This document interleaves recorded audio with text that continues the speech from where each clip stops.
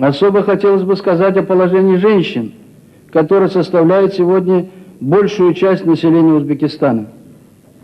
Я хотел бы подчеркнуть, что, к сожалению, на Западе, исходя из традиционных, порой ошибочных представлений об обычаях на Востоке, сложились абсолютно неверные оценки о положении женщин в нашем обществе. Могу без преувеличения сегодня сказать, что культ женщины-матери, женщины-труженицы, общественного и государственного деятеля возведен у нас в ранг государственной политики. Никого сегодня не удивляет такое положение, когда среди руководителей парламента, правительства нашей страны, местных органов власти, сферы здравоохранения, культуры и образования достойное место занимают женщины. Создан приобретающий все большее влияние Международный неправительственный общественный фонд за здоровое поколение, учрежден впервые в мире одноименный орден, высшая награда государства, особо отличившимся в благородном деле воспитание здорового и гармоничного развитого поколения детей. Здоровая мать, здоровый ребенок – вот те понятные, доходящие до сознания каждого ценности, которые положены в основу проводимой в республике демографической политики.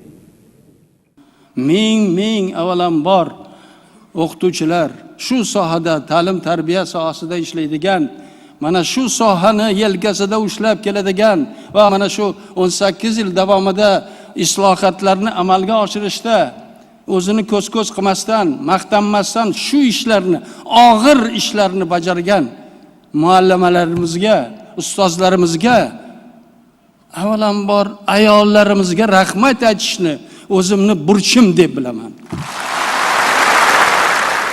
Ayol ozgina uzoqni ko'rib, erkakni erkak qiladigan ham ayol deydi, erkakni yerga uradigan ham ayol, ko'kka ham ko'taradigan deydi ayol. Ayol bu gardan. Shu qaysi tomonga bursa, shu tomonga erkak ham buriladi. Ayol ulug' zot. Bizlarni tuqqan, bizlarni aytalik odam qilgan, bizlarni osmonga ko'targan, ko'kka ko'targan ham ayol. Agarki mana shu erkak shuni tushunadigan bo'lsa, ayolni avvalambor har qadamda ko'tarib, ruhini ko'tarib, sen mahkam bo'l, qo'rqma, men borman deb yuradigan bo'lsa agar, ayol xuddiki bir qanaqadir tog'dek sizga suyanadi. Uyda qanday chiroyli hayot, qanday shirin hayot paydo bo'lsa agar, avvalambor ayolning xizmati. Shuning uchun erkaklarga bir marta emas, 1000 marta aytganman. Oxirgi marta To'raqo'rg'onda aytganman. Sizlar erkaklar ayollarga ta'zim qilinglar. Nima deganda sizlarni mana shu kostyumlarni kiydiradigan, oq ko'ylaklarni, kirni yuvadigan, erkakni erkak qiladigan ayollar.